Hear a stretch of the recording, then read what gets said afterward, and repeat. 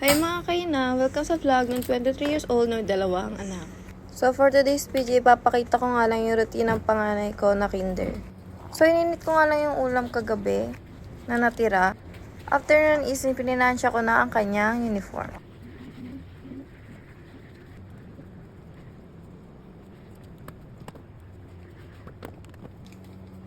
So ayan, chinek ko muna yung panganay ko for the tablet siya, habang natutulog naman yung bunso namin. So after ko nga magtansya, yan, nasikaso ko na yung pagkain.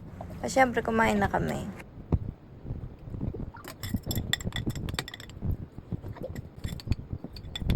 Marunong na nga rin maligo yung panganay ko mag-isa.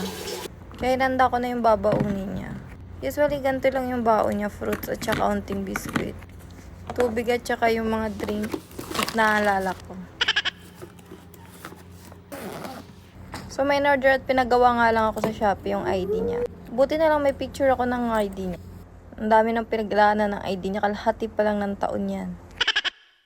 Nagising nga dyan yung bunso at iyak ng iyak. Kaya nagmamadali na rin akong asikasuhin siya dahil nandyan na rin yung service sa labas. Sobrang tagal kasi maligo niyan at kumain. Akala mo nilalason. So, ayan, sinuklihan ko nga lang siya. Tinatid ko nga lang siya sa gate.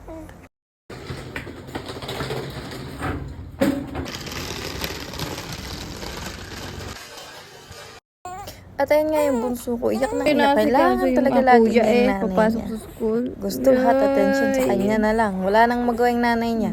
Sige, anak pa kasi. So, ayan, 6 p.m. Nandiyan na siya. Meron siyang dala-dala na galing sa school. Sa feeding program nila yan. Lagi siyang may ganyan. Hindi niya naman kinakain. What's that? Siyempre, pagdating niyan, lagi niyan ibibidang stars niya. Sana all my stars.